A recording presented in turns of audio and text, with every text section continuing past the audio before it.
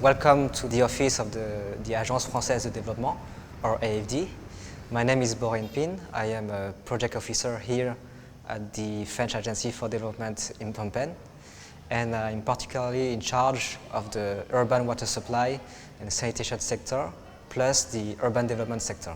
For AFD, there are two reasons to be associated to the Erasmus Plus 1@Sea project. First, it is not only the opportunity to present AFD activities to a more academic audience from the region, and then it's also an opportunity to engage discussion with them regarding the matter of water. During my presentation, I would like to address with the audience one question, which is what role can a development bank such as AFD can have in the improvement of water supply and sanitation services. So to do that, I'm planning to have two main parts.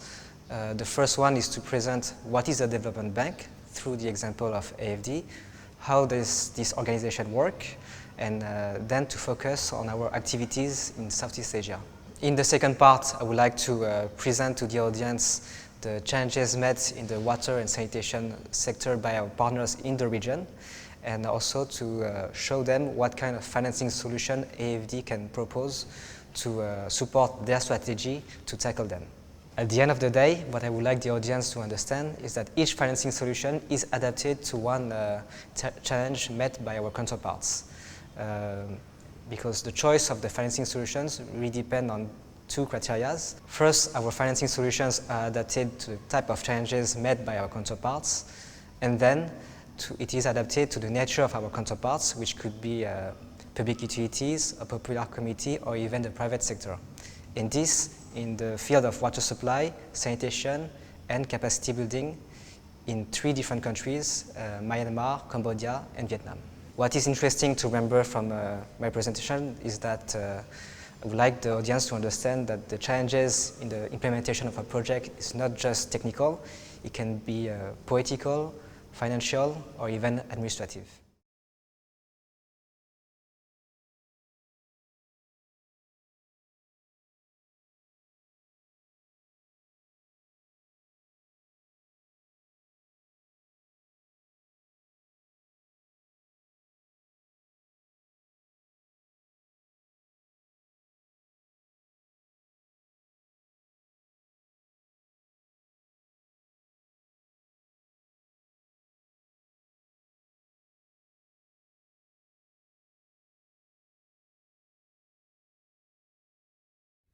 So, good morning, Excellencies, ladies and gentlemen.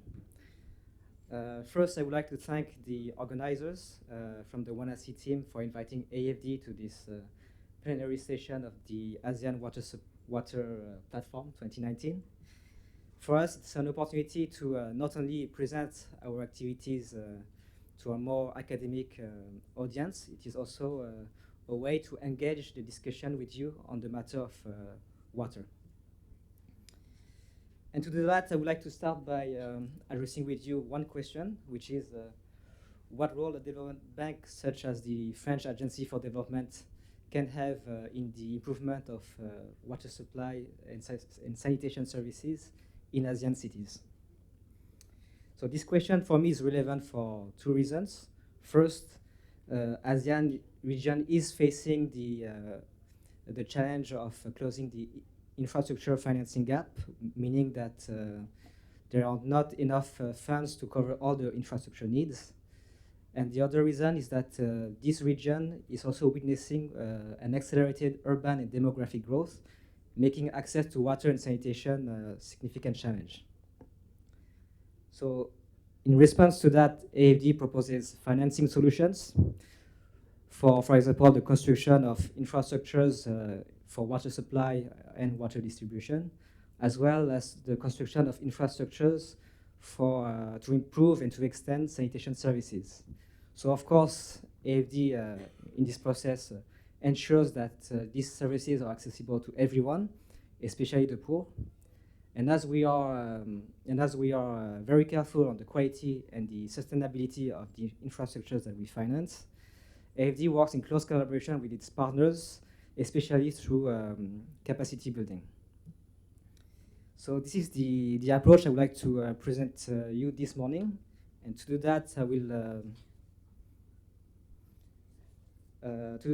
my presentation will be divided into two parts. First, I would like to present you what is a development bank through the example of AFD. How does this organization work globally? And then I will have a special focus on our action in the ASEAN region. In the second part, I would like to present you some different cases of challenges met in the water and sanitation sector by our partners from the region, and also to show you how AFD can support their strategy to tackle these challenges through different financing solutions. And if there's something I would like you to remember from this morning, is that these different financing solutions are adapted depending on the type of challenges that we are facing, but also depending on the type of beneficiary we are working with. These beneficiaries can be public water utilities, popular committees, or even the private sector. And this, I will do it in different cities in 3 different countries: Vietnam, Cambodia, and Myanmar.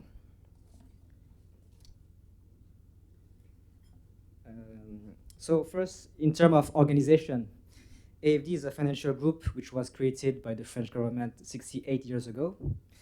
It is committed to improve the day-to-day lives of local population through the financing of projects which respect 4 criteria. The first one is to promote sustainable economic growth, then reduce poverty and inequalities. Third, promote biodiversity and social and environmental responsibility. And last, to reduce the negative impact of climate change. Here you can see that AFD is active in 110 countries. It relies on 2,500 men and women, and is comprised of 2 subsidiaries. The main branch, AFD, is focusing on public beneficiaries, but because the private sector is also an important drive in the social and economic development of countries, financing this private sector is the purpose of our first subsidiary, Proparco. And as we're going to see, development is not only about hard components, it's also about soft components. This is why AFD has a second subsidiary called Expertise France, which is focusing on technical cooperation. But please keep in mind that this morning I will focus mainly on AFD's activities. AFD as a French public financial institution is financing technical assistance and projects both through grants and through loans. In this system, AFD funds are divided between 2 types of beneficiaries. Half our funds goes directly to states. The other half goes to non-state entities such as public institutions, NGOs, banks, private and public and private enterprises, and local communities. But at the end of the day, the final beneficiary remains the same, which is the people. In the case of loans, I would also like to remind that these loans are what we call concessional, meaning that the interest rate which is applied is much lower to what you can find with commercial banks. So, and this is due to 2 reasons mainly. First, AFD as a French financial institution is borrowing money on the financial market with the condition of France. And the second reason is that in these loans, AFD injects some grants components in order to lower the cost of these loans for the countries benefiting from them. So since 2015, a new ambition has been set by the French government to AFD in order to tackle the challenges in development and climate change. As you can see, AFD activities are constantly growing with the objective to reach 0.55% of the French gross national income to be dedicated to bilateral aid by 2022. So 0.55% might not seem like a big number, but it has an impact on the field. And believe me when I say that this represents an important financial effort for an organization like AFD. Just to give you more concrete figures, in 2015, the annual commitment of AFD was about 8 billion euros. At the end of this year, it will reach 14 billion euros, and at the end of 2020, it will most probably go beyond 15 billion euros. So that represents almost an increase of double of the annual commitment in just 5 years. And so this financial effort will be extended until 2022 in order for AFD to be able to play its role in the achievement of the Sustainable Development Goals. These Sustainable Development Goals cover a wide range of sectors, which matches with AFD sectors of intervention. And indeed, the sectors covered by AFD financing are multiple. They go from educational and vocational training to health, governance, energy, and of course, water and sanitation. And as you can see on this diagram, the water and sanitation sector represented 12% of our activities in the world last year. But before going further, I would like to add that throughout the years, AFD has developed technical expertise in financing all of these sectors. So AFD is not just a bank bringing money.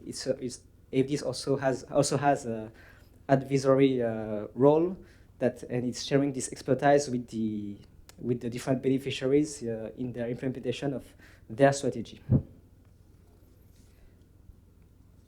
As I mentioned earlier, AFD is active in 110 countries, so in the different continents: South America, Africa, Eastern Europe, the Middle East, and of course Asia. And this Asia continent represents around 20% of our commitments in the world. So in Asia, AFD activities relies on 19 agencies in order to cover 33 countries. You can see them in red on the map. Historically, before being active in countries such as China, India, Turkey, AFD has started its activities here in Southeast Asia. It started in 1993 with 3 first agencies in the ASEAN region: Vietnam, Cambodia, and Laos. And then in the early years 2000s, there was a second wave of agencies opening in Thailand, Indonesia, Philippines, and Myanmar. And since last year, AFD has a regional office based in Bangkok, showing a new step in the commitment of our agency in this region. In ASEAN, almost all type of financing tools were mobilized by AFD in this region. So sovereign loans, which are loans made directly to states, non-sovereign loans to non-state entities, co-financings with different development partners, such as the Asian Development Bank, the European Investment Bank, KfW, which is the German Development Bank. We can also mobilize grants for feasibility studies or capacity building, but we also can mobilize grants through the European Union for the projects themselves. We can also put in place a system of guarantees with commercial banks in order to share the risk with them and promote the private sector by having impacts on job creations and the promotion of sustainable economical models. So you can see at the bottom that since 2010, 3 billion euros of projects have been financed. And in these last years, 622 million euros of projects were financed in 2017, 800 million euros only in 2018. So that represents a growth of 28% in just 1 year. So yes, ASEAN is benefiting from this financial effort from AFD. So after presenting you in a glance AFD as a development bank, I would like to present you the different challenges that we can meet in water and sanitation, and what are the different financing solutions that we can use to support the strategies to tackle them. But before going into the projects themselves, I would like to remind one important concept in our approach is that the owner of the project is the beneficiary. So it is the beneficiary which is responsible of the implementation of the project. So for instance, they are responsible of all the procurement. And for projects in water and sanitation, that involves a lot of international partners. Here I put just some names among contractors, engineering consultants, equipment manufacturers, and universities. So for our first case, I would like to talk about the water supply situation in Phnom Penh through the example of the collaboration between AFD and the Phnom Penh Water Supply Authority, PPWSA. And to describe this situation in the city, I would like to start with this graphic where you can see in green the evolution of the water demand in Phnom Penh, and in purple the evolution of the water production capacity. You can also read the names of the different water production facilities in Phnom Penh.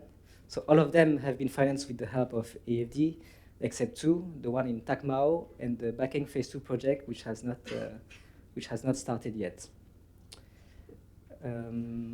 Also, if you look at the timeline, you can see that PPWSA right now is about to finish the Champ-Carmont project, which will be operational by the end of 2019. But what I would like you to see here is that despite a regular increase in the production capacity, Phnom Penh is barely catching up the demand even for the coming years. In other words, the capital of Cambodia is a fast-growing city, and although the total capacity today will reach 590,000 cubic meters per day, the demand is still expected to double by 2030. And PPUSA will need to make production to catch up this demand. And to do that, they are planning to reach this objective through 3 projects. So the Champ-Carmont project, which is about to finish, the Bakeng Phase 1 project, which will start this year, and the Bakeng 2 project just after. Also, you can see that according to PPUSA master plan, the water supply company will only be able to breathe a bit at the end of the Bakeng Phase 2 project, which is only in 2024. But besides this question of water supply production, there's the question of its transmission and its distribution in the entire area served by PPWSA. So the PPWSA mandate is now covering what we call the Great Phnom Penh, which is the combination of the historical Phnom Penh plus 20 communes surrounding this historical Phnom Penh. And you can see the border of the Great Phnom Penh here in red. In dark green, you can see the current transmission network coverage area. In light green, the same coverage area, but in 2030. So although each projects we finance both the water production facility and the extension of the network, you can see that a lot of work needs to do, especially at the outskirts of Phnom Penh, where most of the poor people are living. So these two challenges in water production and the expansion of the network combined with a tight schedule show that there is a necessity to have a good pace and to go fast in the implementation of the successive projects. AFD has been a repetitive witness of this situation. It has been working with PPWSA for more than 16 years.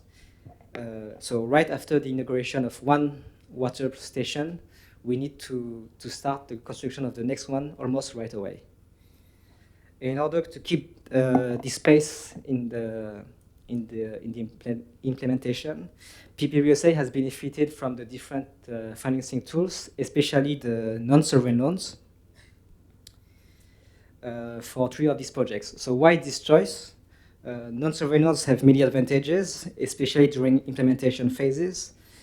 The main one being able for PPWSA to deal directly with AFD, with the contractant, with the consultant, and to have in hand the whole project management. And all of this without having to negotiate at each key steps with its relevant ministries. And to be honest, during the implementation, technical obstacles are not the only one. Just to give you an example, issues related to administration between AFD, PPWSA and its ministries, it's an important source of delays. So on a day-to-day basis, a non-sovereign loan also means having a smoother implementation. And to give you an example, the project of Nirod Phase 2 finished with 4 months in advance compared to the initial planning. And considering the tight schedule presented earlier, this is not a luxury for a growing city like Phnom Penh. One last precision on this case is that PPDRSA is able to benefit from no sovereign loans because it is an autonomous water supply company with its own management and with its own budget, and it has a solid financial situation, allowing it to take directly debt. Next, I would like to talk about two projects in cities with rich heritage, Siem Reap in Cambodia and Mandalay in Myanmar. By heritage cities, I mean that both are located close to worldwide famous temples, and therefore these cities are subjected to tourism stress. They need enough infrastructure first for the local population, but also to be able to welcome all the increasing number of tourists, and that includes having enough water and to manage it in a sustainable way. So in Siem Reap, before the current project of the water station, financed with the help of a sovereign loan from AFD, the Siem Reap Water Supply Authority was only covering 16% of the city. After this project, it will be able to cover 32%. So I know it is only a first step and more needs to be done. But especially because in the meantime, most of the water users, mainly from hotels and from restaurants, are using underground water from private wells. In a context like Siem Reap, where tourism is booming, we counted about 5 million tourists just in 2018. It is imperative to substitute this spontaneous supply with quality and control public service. And in the case of Siem Reap, the stakes are not only sanitary and economical, they are also patrimonial, since there's a risk that excessive unregulated withdrawals into the groundwater resource could threaten in the long term the stability of the temples. Now in Mandalay, the overall aim of the program is to contribute to the sustainable development of the city of Mandalay. The specific objectives related to the water supply component are to provide a continual access to good quality drinking water and to assist in the empowerment of the public operator in charge of the water service. So in terms of economic development, the project will create within the Mandalay's water service jobs. At the same time, it will contribute to the activities of local economic operators, especially in the industry and the tourism field. In terms of social being, Mandalay's inhabitants will see an improvement in the quality of the water provided to them, a better continuity of the service, and more importantly, it will bring an end to their chore of having to fetch the water on their own. And at last, in terms of managing natural resources, the project will reduce the use of underground water, increase the one of surface water, and it will limit, like in Siem Reap, the risk of overexploiting underground resources. So both projects have been financed through sovereign loans, so again, meaning through their respective governments. This financing tool is useful and necessary for entities like the Siem Reap Water Supply Authority and the water service of the city of Mandalay, which don't have the capacity to borrow directly money because of their institutional status and of their financial situation, which doesn't allow them to borrow directly money. And because of the development of tourism, these cities are witnessing an increase of visitors and an increase of economic activities, which is also a good thing, but that implies a need for more water infrastructures. So therefore, in this situation, they have to go through the state, which is guaranteeing for them the loans. Sorry for the financial details. And this financing is either landed or ungranted to this organization, which is allowing these water services to have access to a financial resource in order for them to make the necessary investments. So we just seen cases with public water operators, but not all water operators are public, they can also be private. And in Cambodia, there are about 350 small private enterprises, which are operating in semi-urban areas. These water operators, in order to develop their service, their production capacity, or their network, need to have access to financial offer to help them. So that is the purpose of this access to finance project, which promotes the financing of small water enterprises through what we call a credit line, which is basically a loan, to a commercial bank, which is the FTB, the Foreign Trade Bank. We also mobilize grants from the European Union for technical assistance. So the objective on one side is to encourage commercial banks to know more about the water sector in order for them to have a better understanding and to be more willing to make loans to these companies. On the other side, the project also aims to improve the technical and financial knowledge of the water operators in order for them to have a better management of their respective businesses. So the project financing, as I said, first technical assistance at the level of the small water enterprises in order for them to help, for example, to prepare the business plan and their loan application. And there is a second technical assistance at the level of the bank in order to analyze these applications and get to know better the stakes in this water sector. So besides, this credit line is combined with a partial guarantee, which allows to lower the collateral requirement. So at the end, the guarantee is also a tool to encourage banks to make a loan to a private operator by mitigating their risks. And sometimes a diagram is much better than any words. So you can see in dark blue the AFD, which is financing a concessional loan to the commercial bank, in light blue, the Foreign Trade Bank.